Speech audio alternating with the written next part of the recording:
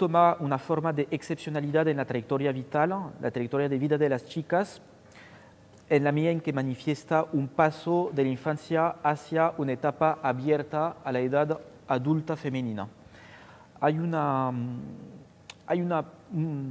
creo que es sociólogo o antropólogo, no me acuerdo, que es holandés, que trabajó sobre este rito sobre la quinceañera en México, y él dice que o sea, él analiza la celebración como en la etapa en la cual los años, estoy citando, los años de la infancia se han acabado definitivamente y la chica debe empezar ahora a comportarse como una mujer decente.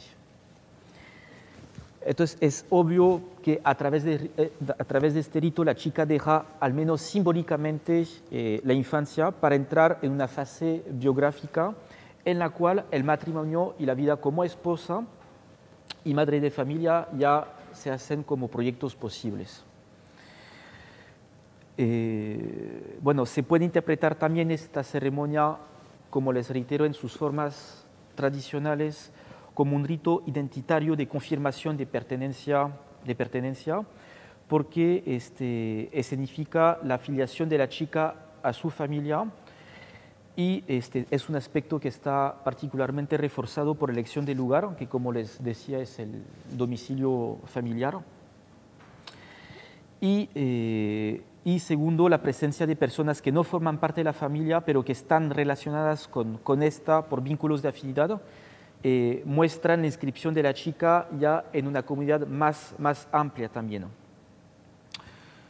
Entonces la función del rito consiste también en construir una red social más extensa que la familia nuclear o extensa, ¿no? Es decir, que eso significa también ya una apertura a la sociedad que podemos interpretar como algo básicamente esencial en la perspectiva de casarse, ¿no? De buscar a un novio o un esposo.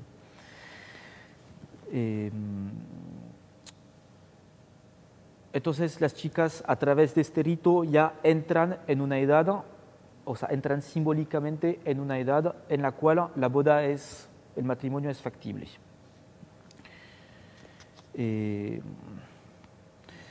Bueno, en términos de género podemos ver que esta celebración es estrictamente reservada a las chicas.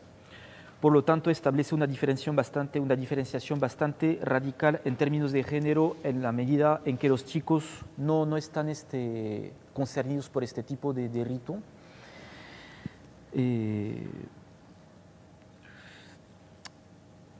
Podemos ver que en este rito la identidad de género femenina está puesto de relieve de manera bastante pronunciada.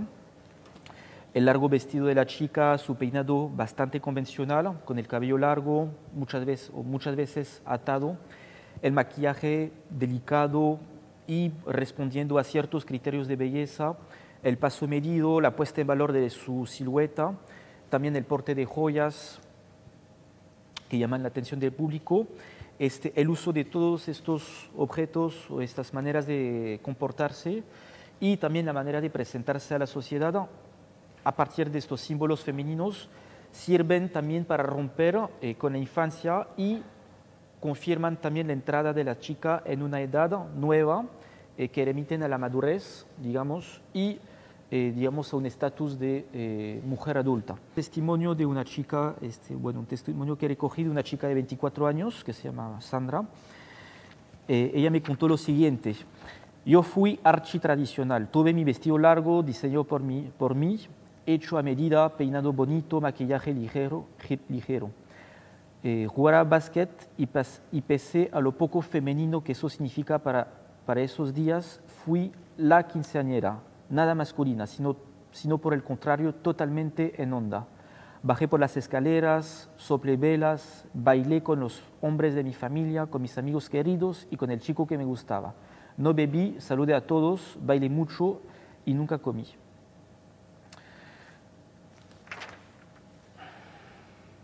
Bueno, entonces podemos ver que en sus formas tradicionales esta celebración de los 15 años participa en la construcción sociocultural de una diferencia entre los sexos y va afirmando también las identidades sexuales. Bueno, creo que me detuve demasiado tiempo en las formas tradicionales. lo más importante viene ahora, son las formas más modernas, las formas más contemporáneas de celebración de la quinceañera, que se observa desde, digamos, desde hace unos 10 años, sobre todo en las categorías. Voy a resumir lo más posible, voy a ser sintético, pero lo más significativo. Son formas que se dan sobre todo en clases medias, medias altas en Lima, que son nuevas formas de celebración. En particular los viajes al exterior, al extranjero, a Europa, a Estados Unidos, las fiestas más grandes, pero fiestas entre pares, o sea, fiestas juveniles muy, muy grandes.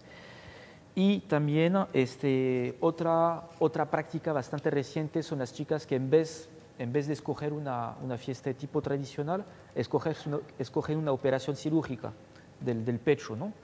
Entonces eso también es bastante interesante, que no había analizado en este artículo, pero que lo estoy haciendo ahora. Entonces podemos observar una recreación, ¿no? Hay una recreación del rito de acuerdo a nuevas expectativas de las chicas, así como de gustos motivados por la búsqueda de originalidad y correspondencia con la moda en curso. En este conjunto, como les decía, los viajes hacia los Estados Unidos y Europa resultan ser los proyectos más preciados por las chicas. Es muy importante señalar que identifican estos viajes y las fiestas que pueden hacer como formas de celebración de su 15º cumpleaños. O sea, no es que se sustituya el rito por estas prácticas, sino que es una manera alternativa, digamos, de celebrar este rito. En estas formas recientes, más modernas de celebración de la quinceañera, podemos ver que la ceremonia familiar es reemplazada por una noche entre chicas de la misma edad, poniendo a un lado el parentesco y la familia extensa en beneficio de una hermandad electiva y no consanguínea. Es decir, que son fiestas que se realizan más en base a afinidades horizontales de chicas, bueno, del mismo sexo, ¿no?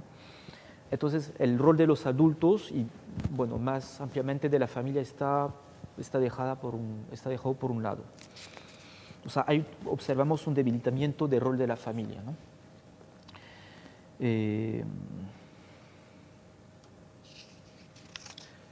Bueno, voy a ir más a la conclusión, ¿no? Como creo que ya no tengo mucho tiempo. Entonces, tenemos estas formas tradicionales que se observan más en clases populares, clases bajas, y formas para esquematizar. Es un poco caricatural, pero es así, se puede resumir así, y estas manifestaciones más modernas que se observan más en familias de clase media alta. Básicamente el análisis que podemos hacer de estas evoluciones recientes de la quinceañera es que es la emergencia en Perú, pero también en otros países de la región, de la categoría de juventud. Si tal vez en las décadas pasadas teníamos un paso más rápido de la infancia a la adultez a través de este rito, ahora por la modernidad, por la complejización de la sociedad también, existe esta nueva, entre comillas, pero existe esta categoría social que es la juventud, ¿no? Si observamos, bueno, no lo voy a hacer ahora, pero si observamos datos sociodemográficos, podemos ver que esta emergencia de la juventud coincide con un montón de datos que enseñan un retraso, por ejemplo, de la edad del matrimonio, de la primera unión, del primer hijo, una ampliación de los estudios, etc., ¿no? Entonces, también es una evolución del rito que podemos corroborar con datos socioeconómicos. Ya, aquí voy a parar. Les agradezco.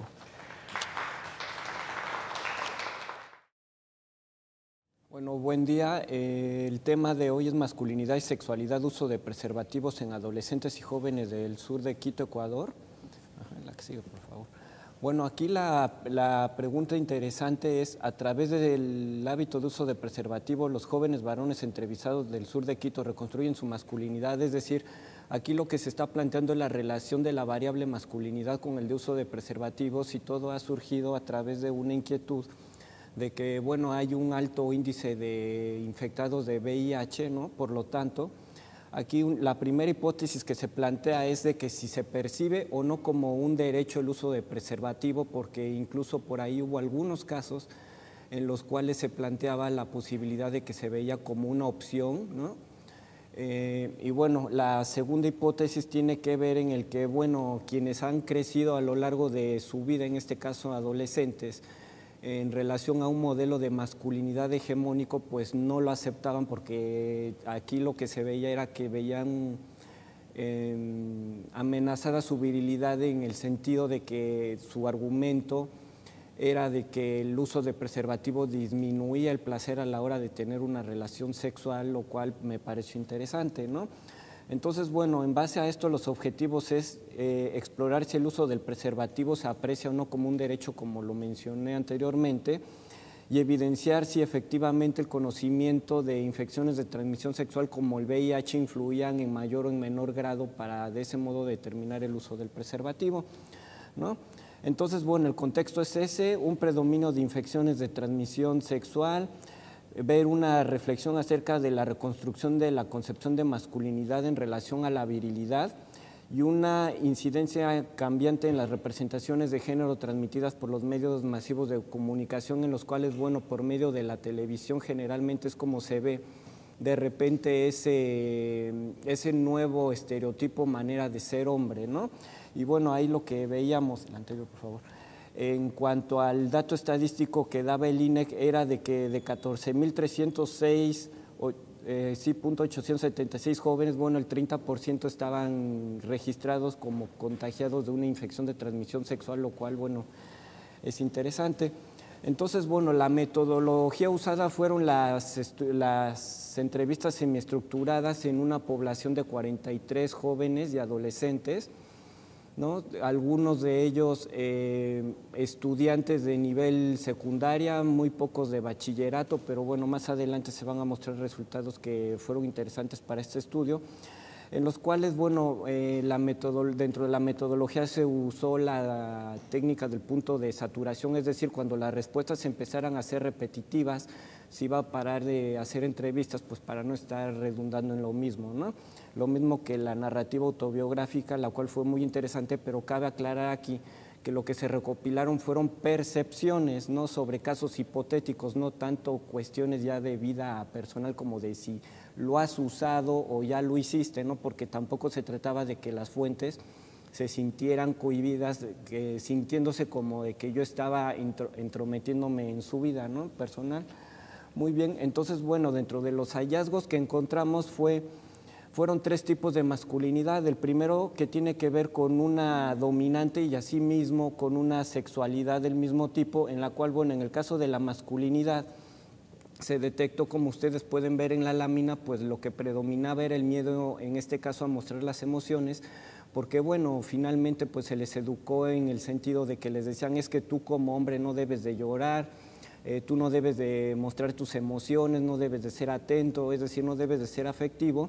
Y en el caso de la sexualidad del mismo tipo, pues lo que predominó fue la heterosexualidad, es decir, que les deben de gustar las mujeres, ¿no?, y sobre todo ellos tener bien claro que así sea.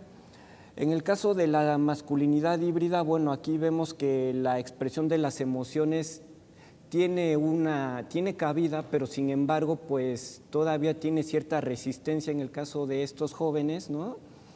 Y en el caso de la sexualidad, bueno, más que tener la relación en sí, pues la variable que se presentó fue la presencia del amor, donde pues el cariño ya es parte importante, pero sin embargo, pues los chavos no lo demostraban de una manera tan abierta, pero lo importante es que ya lo aceptaban.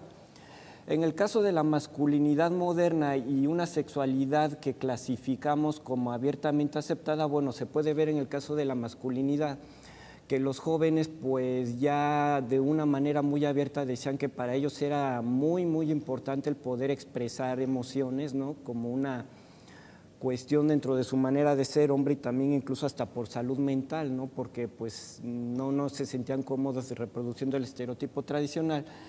Y en el caso de la sexualidad, bueno, ahí pueden ver que pues la demostración de un acercamiento, en este caso físico, de una manera indiferente, sea con hombres o con mujeres, pues era una cuestión importante sin temor a de que se les clasificara como de homosexuales, ¿no?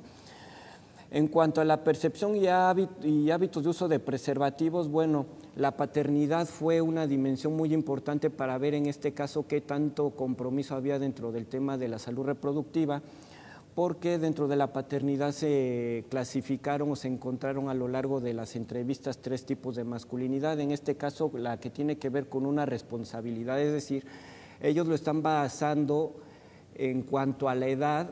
Ellos argumentaban que, bueno, por la corta edad que tenían, pues no se atrevían a aventarse el compromiso de ser padres porque también lo relacionaban en una etapa en la cual son estudiantes, ¿no? Es decir, no tienen una fuente de ingresos, por su corta edad no tienen una facilidad de encontrar trabajo, por lo tanto decían, ¿sabes qué? Pues tal vez ya cuando sea mayor, cuando ya tenga algo que ofrecer, entonces pues sí, en mi cabeza viene esa posibilidad. La otra que tiene que ver como que es algo obligado o indispensable, donde ahí sí entra la dimensión virilidad, en la cual, bueno, ahí lo ven como como ahí lo dice el encabezado, como una obligación porque pues fueron criados dentro de un modelo hegemónico de masculinidad, del cual, bueno, como se pueden dar cuenta, pues no está separado de lo que es la sexualidad. El siguiente es algo grande y compartido. Bueno, ahí dice disposición en participar en cuidado y crianza de los hijos, lo cual para este estudio fue muy novedoso, porque pues finalmente, a pesar de que son jóvenes o adolescentes que están en una etapa corta de su vida, por ejemplo, Leonardo de 17 años, que bueno, ya no es tan un adolescente, vamos a llamarlo así, pero parece interesante pensando que pues son chavos que vienen de estratos populares en las cuales en un principio se consideró que estaban creciendo dentro de un modelo hegemónico tanto de masculinidad como en una sexualidad dominante, ¿no?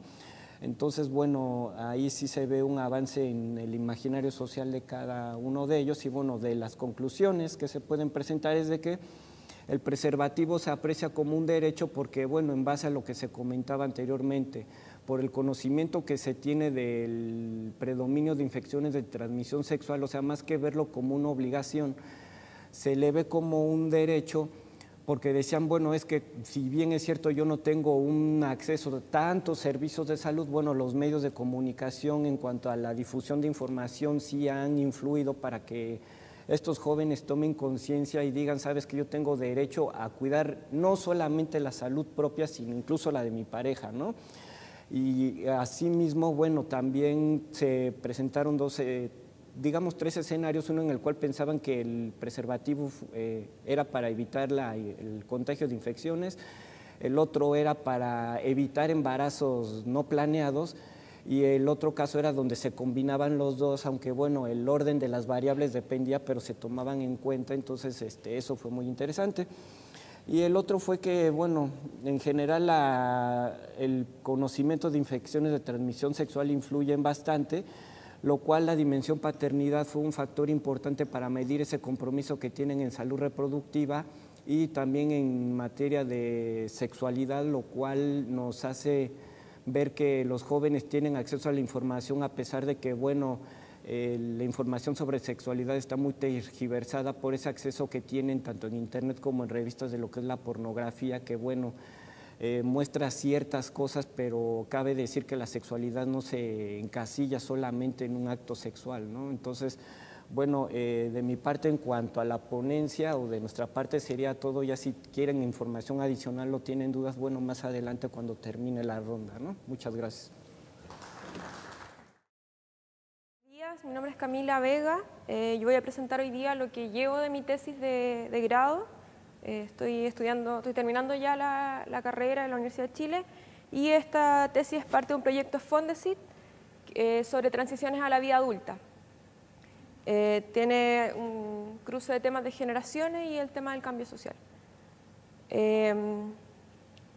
Bueno, la pregunta surgió en base a este tema del cambio a nivel macro, digamos, en las últimas 2 décadas más o menos, y en particular el tema de la juventud en las formas de ser joven, ¿cierto? La forma de ser joven hoy en día, la forma de ser joven en el año 90 en particular, en las formas de pasar a ser adulto, en el tema de los ritos de paso, como lo hablaban, por ejemplo, el tema de las quinceañeras, por ejemplo, que ya no sé, abandonar la escuela o la universidad no implica necesariamente que uno pase a ser adulto, el tener un hijo no necesariamente implica ser una persona adulta, ¿cierto? En la imagen y la posición de la mujer en la sociedad también, y en las definiciones teóricas sobre qué es ser joven, qué es ser adolescente, cuáles son estos ritos de paso, ¿cierto? Entonces surgen algunas preguntas, por ejemplo, ¿era lo mismo ser madre joven en el 90 que ahora? Si las palabras familia, pareja, sexo, paternidad significaban lo mismo en el 90 que ahora, una joven que es madre o que termina sus estudios, que comienza a trabajar, ¿deja de ser una persona joven? ¿O es lo mismo ser joven en el barrio alto que en la población y es lo mismo ser madre en el barrio alto que en la población? La pregunta de la investigación entonces es cuáles son los cambios que se han producido en la maternidad de las jóvenes de hoy respecto a sus madres según el nivel socioeconómico. Lo que hicimos nosotros en este caso fue comparar madres jóvenes del año 90 con sus hijas que también fueron madres jóvenes en la actualidad. Ya son estudios de caso madre e hija. Entonces lo que se hizo fue entrevistas en profundidad, aproximadamente 18 entrevistas, se analizaron a través del análisis de contenido cualitativo y son 9 casos, ¿cierto?, de esta dupla madre-hija de las comunas que ven aquí ustedes en Santiago. No sé quiénes son chilenos acá, quiénes no, pero tratamos de que sea lo más diverso posible. Las Condes son en general del barrio alto, son personas de mucho dinero. Santiago, Estación Central, Maipú son clase media. Pudahuel un poco más bajo, ¿cierto? La Pintana, San Joaquín también un poco más bajo. Y la condición era que la madre joven tuviera entre 16 y 25 años o que estuviera en algún proceso formativo educativo, digamos. El marco conceptual. Bueno, la primera idea, ¿cierto?, fue el tema de la juventud, que está esta idea de que se debilitan y aplazan los ritos de paso de niñez a juventud y de juventud a adultez. Como decía adelante, el matrimonio, el trabajo, la independencia económica o la llegada de un hijo ya no implican necesariamente abandonar un estilo de vida propiamente juvenil. La idea de que ser joven es una condición y un proceso en sí mismo y no una preparación para lo que viene después. La idea de que la juventud puede tener un carácter de moratoria, que está muy vinculado al tema socioeconómico, sobre todo entonces que los niveles más altos tienen un espacio más más libre, más de poder, de ensayo y error, más que en los sectores más bajos, porque tienen, ¿cierto?, este mayor capital temporal del que hablan Margulis y Urresti, que esta moratoria no necesariamente implica una latencia, una espera pasiva, sino que esto es un constante cambio y un desenvolvimiento más activo de lo que antes era esta moratoria. Y la juventud también se define en el vínculo con otras generaciones, ¿cierto? Una persona joven es en función de una persona adulta o de un niño.